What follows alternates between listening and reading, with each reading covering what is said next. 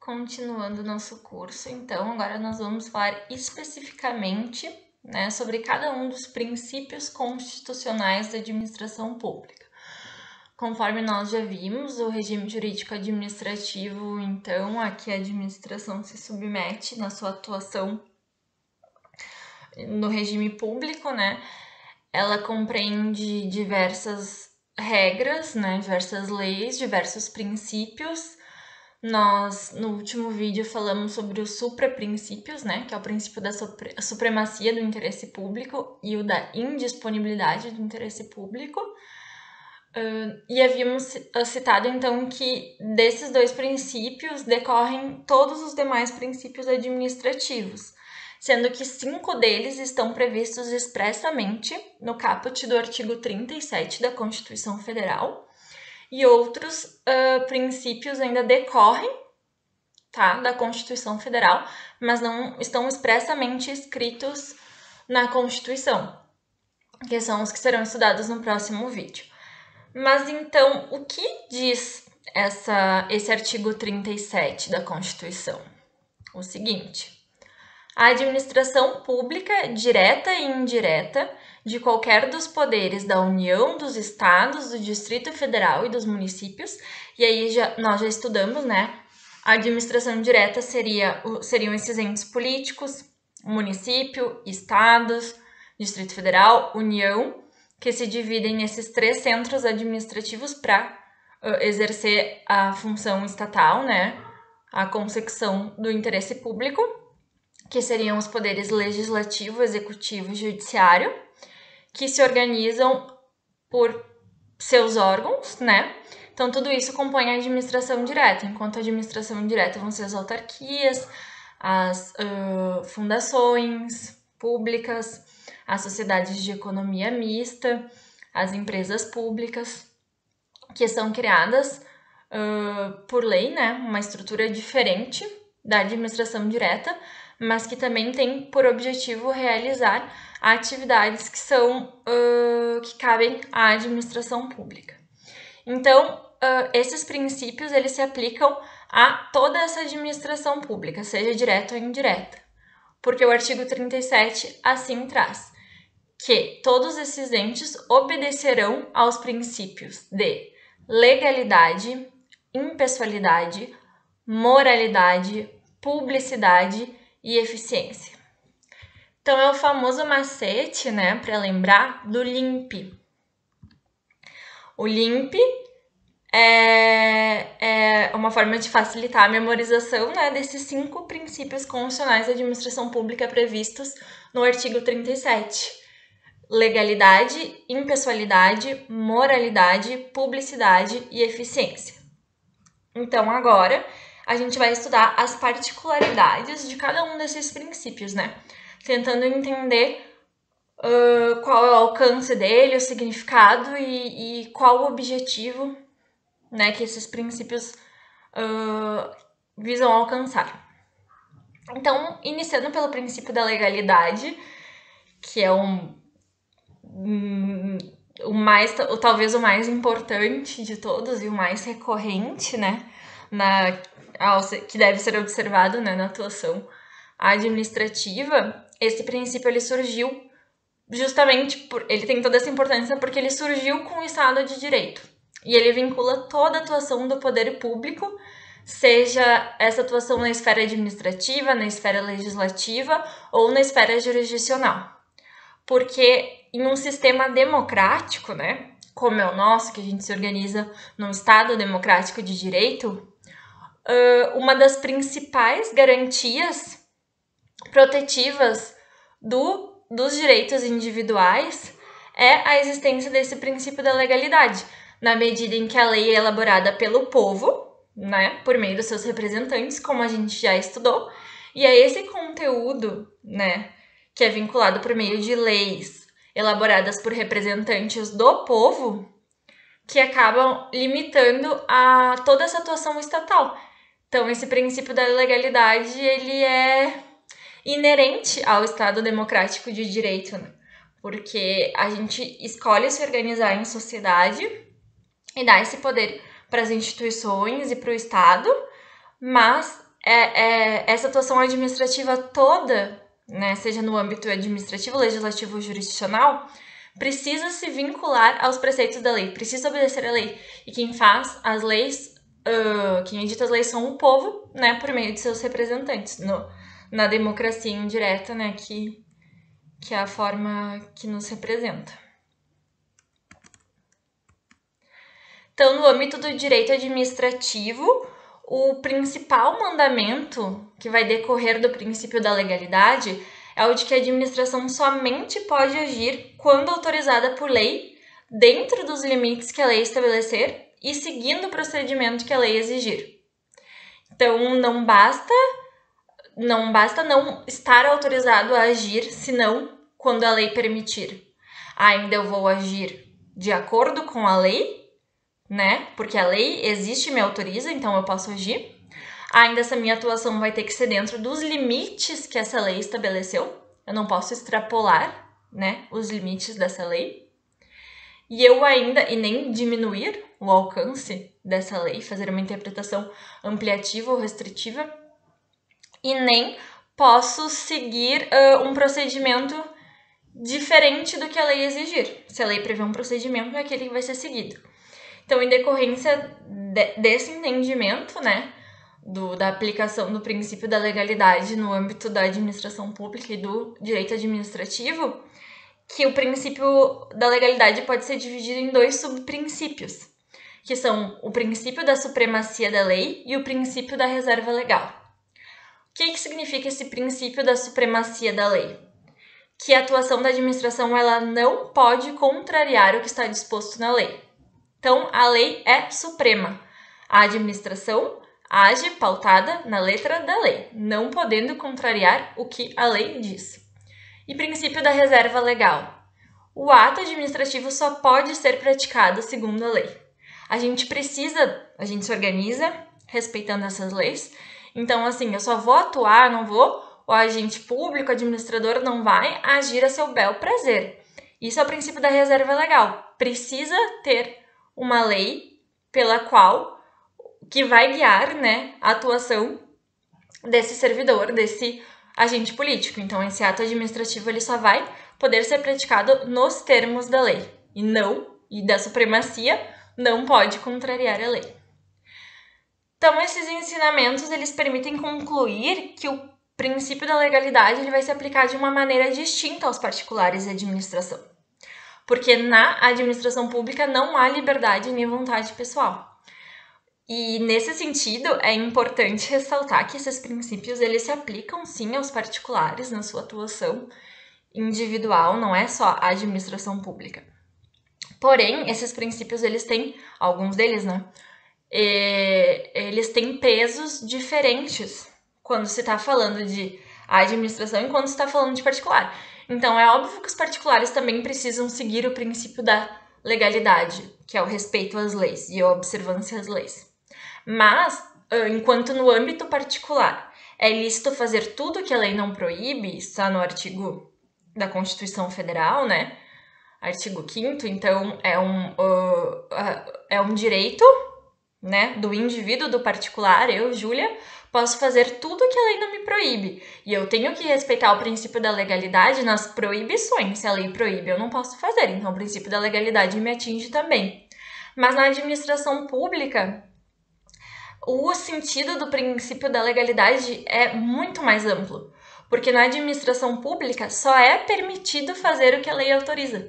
Então, o administrador, aquela pessoa que está ali investida naquele cargo público e enquanto representa a administração, ela não tem liberdade nem vontade pessoal para, né, que paute a atuação dela. A única coisa que pauta a atuação dela, quando ela está respondendo né, exercendo sua atividade pública e respondendo pela administração pública, ela só é permitido a ela fazer o que a lei autoriza.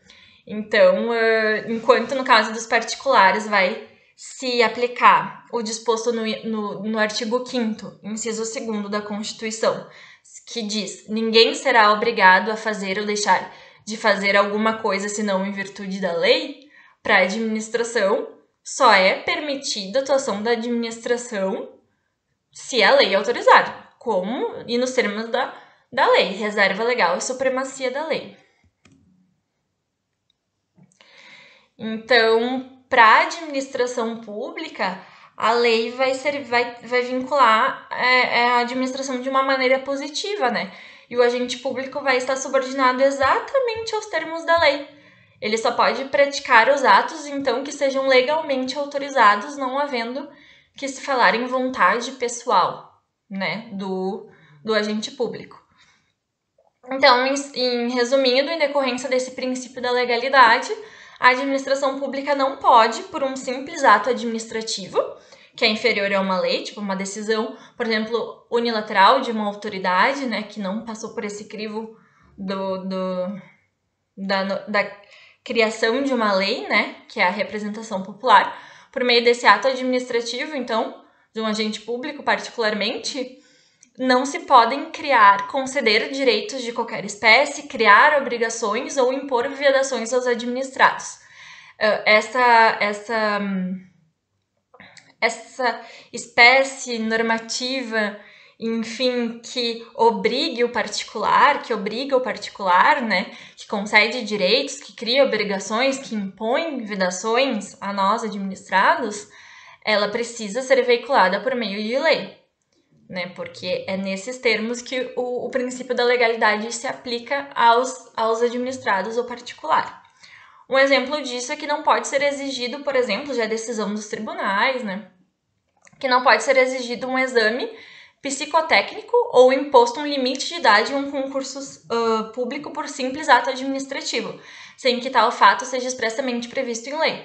Então, a Câmara vai fazer um concurso, ela não pode colocar no edital, tá? Que seria um ato administrativo, que esse edital vai ser assinado pelo presidente da Câmara, enfim, ou no âmbito do executivo, pelo prefeito, simplesmente colocar no edital que vai limitar, tá, aquele cargo, o cargo, por exemplo, de procurador, né, que é o que eu ocupo, só pode ser exercido por pessoas de 25 a 50 anos. Não, para criar uma vedação, vai ter que ser feita uma lei aprovada pelo órgão legislativo e que vai estar sujeito a um controle também de constitucionalidade, se aquilo pode ou não pode, se é plausível, se naquele estudo também que a gente falou, de que as regras vão se anulando em razão da hierarquia, se ela não ofende, se essa lei não vai ofender, por exemplo, a Constituição, né, ou outro instrumento normativo superior, né, a ela hierarquicamente. Mas aí, se tiver tudo ok com a lei, ok, ela vai poder criar obrigações, impor vedações, conceder direitos, mas por meio de um ato administrativo, não. Então, essa impossibilidade, né, como esse exemplo de impor essas restrições aos administrados, né, vedações em um edital, é um exemplo de uma decorrência do princípio da legalidade. Sim, os particulares precisam respeitar a lei, mas a lei precisa passar por esse processo de construção democrática com os nossos representantes aprovando isso, não por meio de um ato administrativo de um agente, de uma autoridade isolada.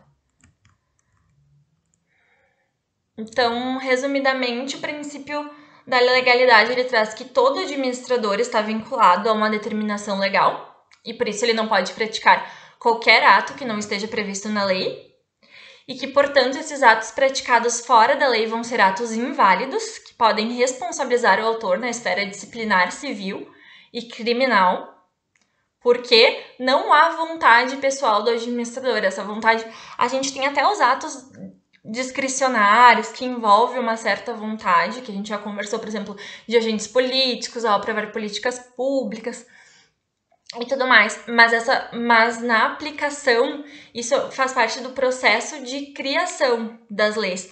Mas na hora da atuação administrativa, esses agentes públicos eles estão vinculados às leis, eles estão ali exercendo de uma forma imparcial, neutra e de uma forma subordinada, né?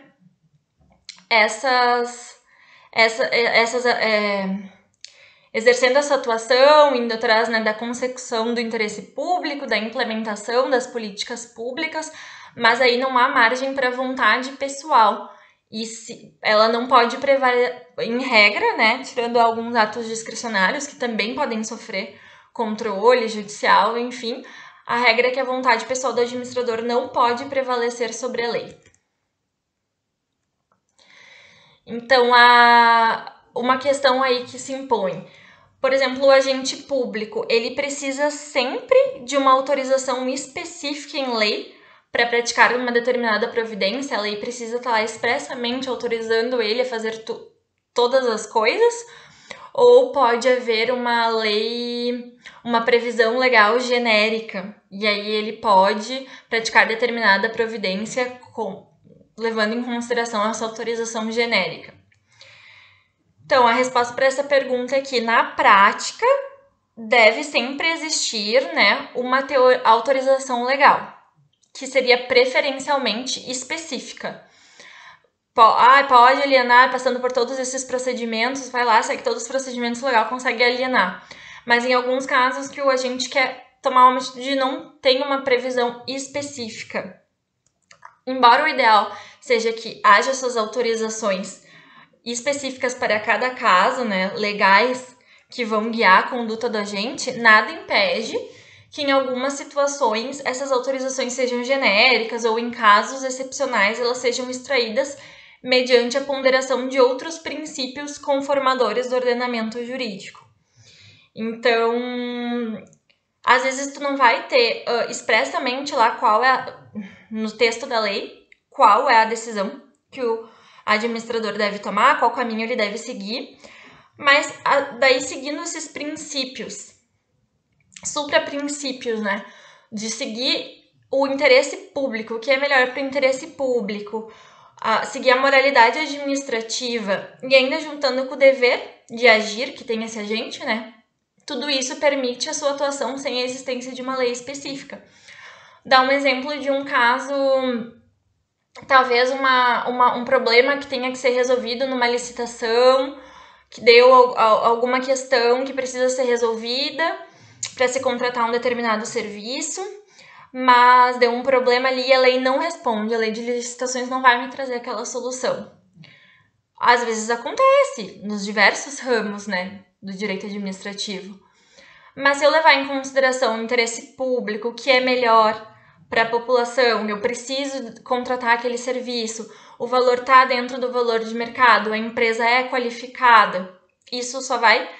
E essa contratação, embora eu não tenha uma autorização expressa para superar tal obstáculo que me diga como agir nessa situação, eu deixar de contratar aquele serviço vai ser extremamente prejudicial à população, à sociedade, eu posso sim usar desses princípios do interesse público, da moralidade administrativa e do dever de agir para praticar determinada providência, ainda que não esteja expressamente previsto em lei como agir naquele determinado caso.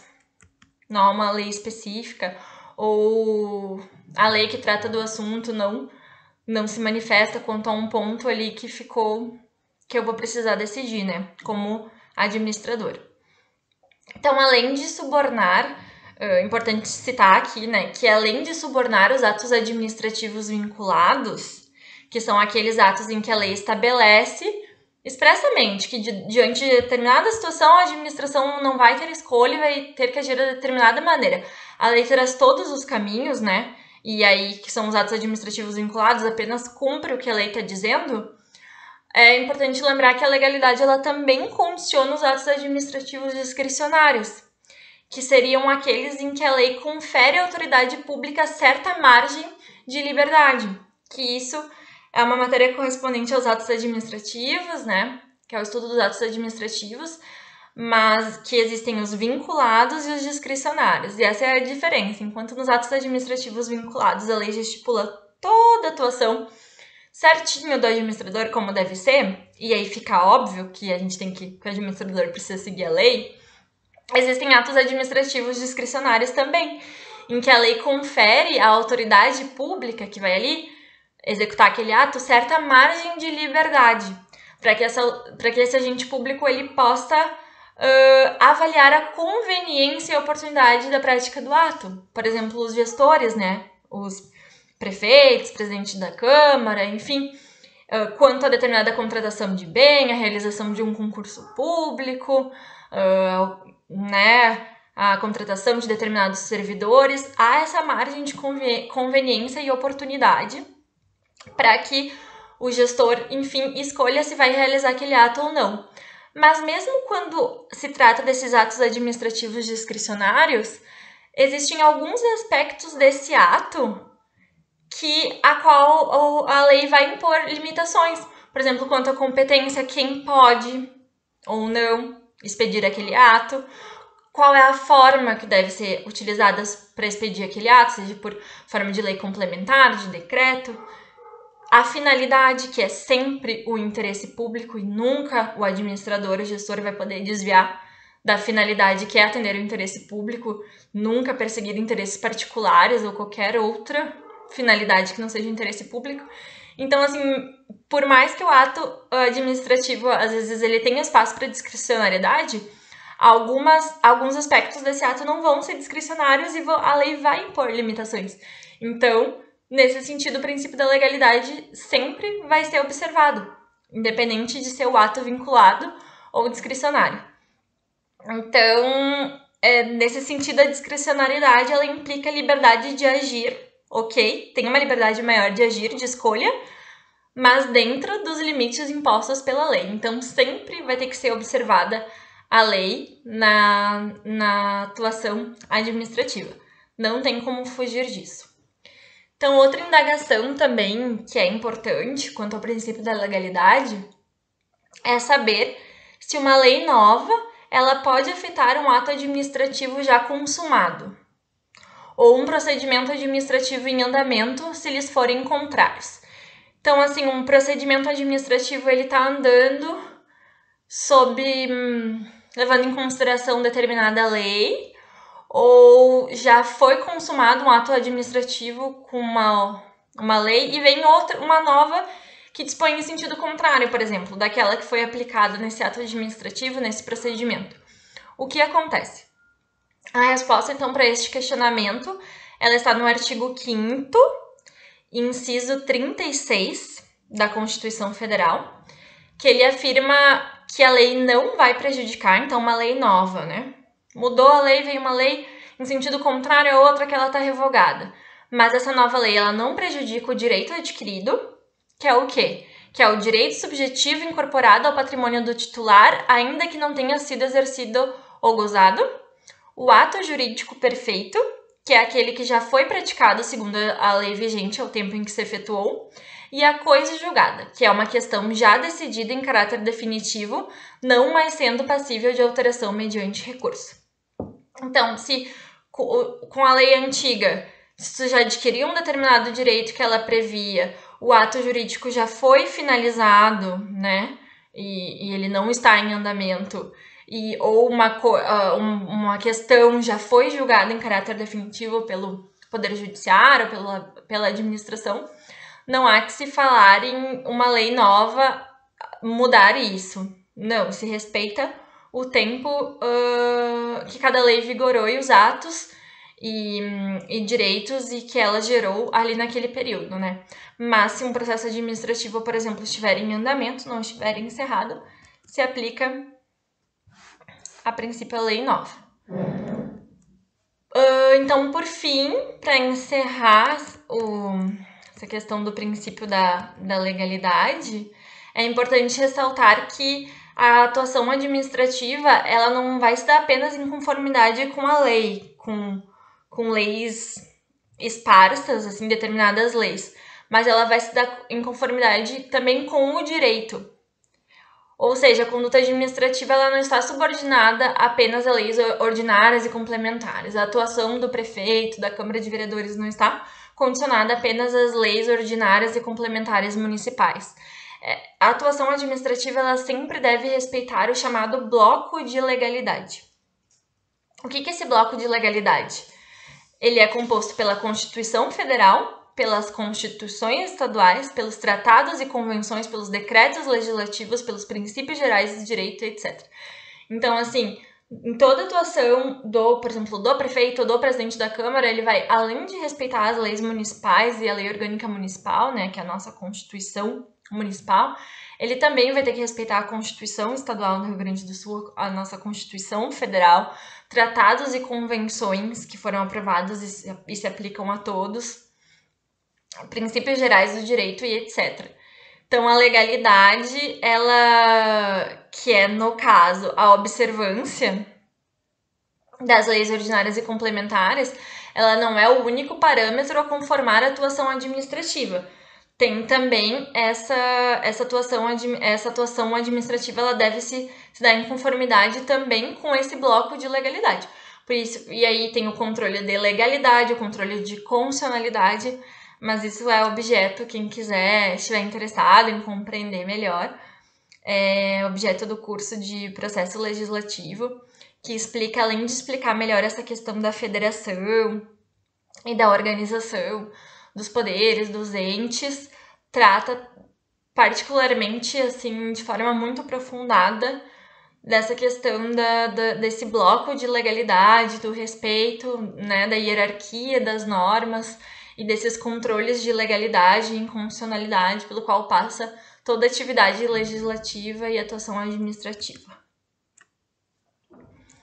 Então, esse bloco de legalidade, ele se chama, que é o respeito além do princípio da legalidade, né, que são as leis ordinárias e complementares desse respeito, também a Constituição Federal, as constituições estaduais, a tratados e convenções, a decretos legislativos e princípios gerais do direito e outros, é chamado princípio da juridicidade. É um bloco de legalidade que forma o princípio da juridicidade, que se diferencia do princípio da legalidade por ser muito mais amplo e abranger um bloco muito maior, né, de normas a serem respeitadas. E aí, da mesma forma que um ato que viole as leis deverá resultar na invalidação desse ato, qualquer eventual comportamento administrativo que viole esse bloco da legalidade também deverá resultar na invalidação dos atos praticados. E aí é preciso esclarecer que no nosso ordenamento jurídico existem algumas restrições excepcionais ao princípio da legalidade. Como nenhum princípio é absoluto, né? Também não quer dizer que sempre todos os atos precisem se pautar por uma lei criada, que os particulares, enfim, administrados só devam respeitar leis criadas pelo órgão legislativo e tudo mais. Porque, por exemplo, uma exceção ao princípio da legalidade são as medidas provisórias, que são atos do presidente da República, que são expedidos em caso de relevância e urgência e que possuem força de lei. Então, embora não passem pelo aval ali, né, pela votação do Poder Legislativo, são editados diretamente pelo Presidente da República, eles desde a sua expedição já possuem força de lei. E outras exceções ao princípio da legalidade seria a decretação, por exemplo, de um estado de defesa ou estado de sítio, que são medidas excepcionais, né, previstas na nossa Constituição, que podem ser decretadas pelo presidente, né, em determinados casos, e que, se o país estiver, né, com esse estado de defesa ou de sítio decretado, é possível a restrição de direitos individuais, e aí não se aplicaria o princípio da legalidade, mas isso é a exceção da exceção, né?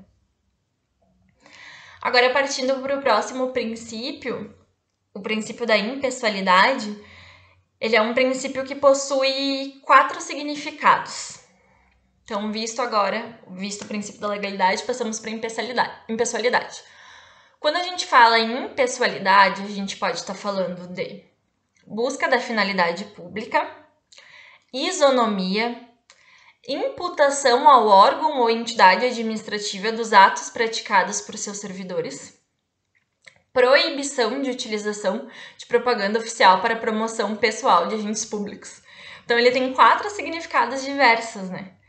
E ele então, iniciando pela finalidade pública, que é o primeiro significado, né, do princípio da impessoalidade.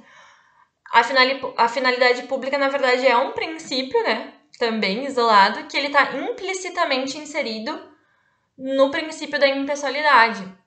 Por quê? Porque os fins públicos, que são os determinados pela lei, né, na forma estabelecida pela lei, eles devem ser perseguidos independentemente dos interesses pessoais da pessoa que exerce a função pública. Então, é esse o sentido da impessoalidade. Nós temos agentes públicos que exercem, né, pessoas que exercem a função pública, e aí o princípio da impessoalidade nesse sentido é de que elas não devem levar em consideração seus interesses pessoais quando estiverem atuando em nome da administração e exercendo essa função pública. Elas devem sempre levar em consideração a finalidade pública para pautar seus atos. Então, esse é um dos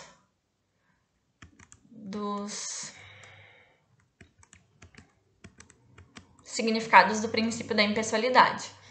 A segunda faceta, né, do princípio da impessoalidade, ela traz o foco da análise para o administrado. Então, ao se falar em isonomia, a gente está falando das pessoas que estão recebendo esse serviço do Estado, os administrados, os particulares. E daí, o princípio da impessoalidade, nesse sentido, ele serve para trazer a seguinte definição. Não importa quem é a pessoa que está se relacionando com a administração. O tratamento deve ser sempre isonômico, sempre igual, sempre o mesmo. Por quê? Porque a lei é para todos e ela não consiste em um meio à disposição da autoridade para concessão de privilégios ou realização de perseguições. Então, nesse sentido, nessa segunda acepção do princípio da impessoalidade, essa exigência, né, ela decorre do princípio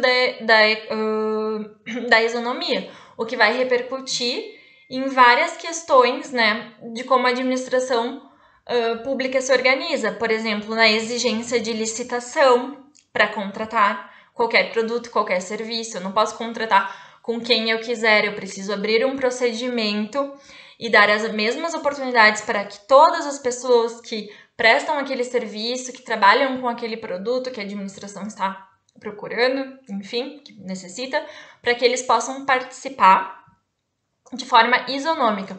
Concurso público é a mesma coisa, abri o concurso, né? Eu passei no concurso para ocupar a vaga de procuradora. Em 2017, tiveram 600 pessoas inscritas, então as exigências são as essenciais para o cargo, né?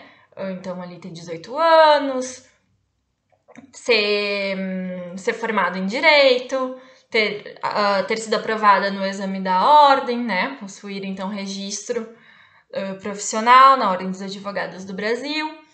Mas, fora essas exigências necessárias para, né, que eu possa exercer o meu cargo, não é possível fazer outras exigências que firam o princípio da da isonomia. Então, 600 candidatos estavam lá prestando a prova e o critério foi quem acertar mais questões vai conseguir o cargo de procurador, né? Então, isso, o concurso público, assim como a licitação, é uma das facetas do princípio da impessoalidade.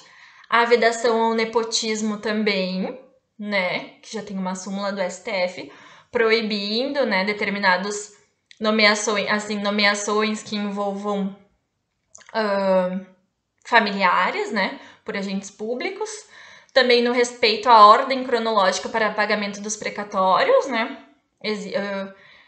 o que está por trás disso é o princípio da impessoalidade, porque não é possível que as autoridades, os agentes públicos decidam com base em critérios pessoais quem vai receber os valores que são devidos, por exemplo, do município aos cidadãos. Não, existe uma ordem para pagamento de acordo com a solicitação e de acordo com os critérios estabelecidos em lei. Já a terceira acepção do princípio da impessoalidade, ela trata-se de imputar a atuação administrativa ao Estado e não os agentes públicos que a praticam. Nesse sentido, qual a aplicação prática disso? De dizer, bom, agentes públicos me atenderam no fórum, me atenderam na Câmara de Vereadores ou na Prefeitura, mas quem praticou aquele ato foi o Estado e não o agente público. Essa acepção do princípio da impessoalidade, na prática, ela funciona como uma forma de evitar que particulares de boa-fé sejam prejudicados caso eles sejam atendidos por servidores que estavam investidos irregularmente no cargo ou função. Então, o que importa é aquele serviço ali que eu recebi, aquela certidão, e quem me entregou aquilo ali, se eu estava de boa fé, e, presume que eu deveria estar sendo atendido por um servidor público devidamente investido no cargo. Então, quem praticou aquele ato foi o Estado. Se aquele agente não poderia ter feito aquilo, não tinha competência, não é problema meu. Essa é a terceira acepção do princípio da impessoalidade, que visa proteger os particulares de boa-fé, né? Que necessitam dos serviços do Estado, de um atendimento, de uma informação, enfim. E finalizando o princípio da impessoalidade, o quarto significado dele, assim, se relaciona à proibição da utilização de uma propaganda oficial com o objetivo de promoção pessoal de determinados agentes públicos. Então, o que significa isso? Que, como a publicidade oficial, né, do município, do estado, do país, ela é custeada com recursos públicos, ela não sai do bolso do prefeito, do governador, do presidente, dos vereadores, o único propósito que essa propaganda, né, oficial do governo, de qualquer um dos poderes, deve ter é o caráter educativo e informativo da população. Informar e educar a população.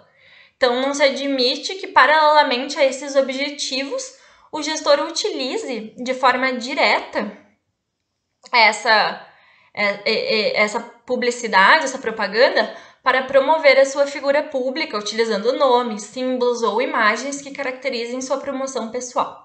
Então, como é pago com serviço público e no exercício da atividade administrativa, o agente público não está fazendo mais do que a sua responsabilidade, mais do que a sua obrigação, ele não pode utilizar essa propaganda para se promover pessoalmente, o seu nome, a sua reputação.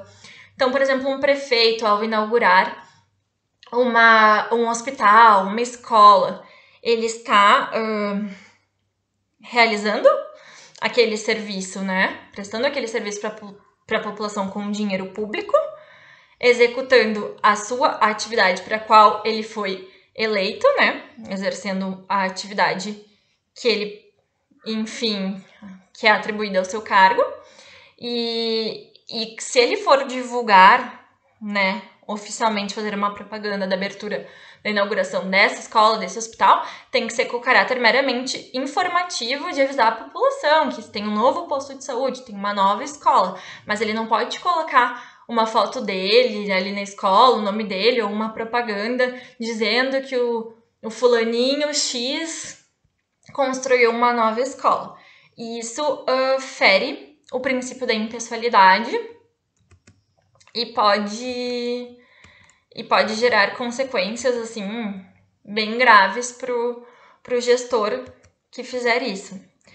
Então, esse princípio da impessoalidade, ele se relaciona também com o princípio da finalidade, e ele tem várias acepções, como neutralidade em relação às pessoas privadas, regras iguais para todos, vinculação de contratações de concursos ao edital, responsabilidade objetiva do Estado pela atuação dos seus servidores, já se desdobra no princípio da igualdade, no sentido de que também a administração não poderá discriminar pessoas, que tudo que ela faz é visando a satisfação do interesse público, e se fizer com outro interesse, o ato vai ser nulo por haver desvio de finalidade, e que há sempre um elemento vinculado no seu ato que ela busca os fins que a lei pretende atingir. Então, visa sempre busca essa finalidade pública na sua atuação.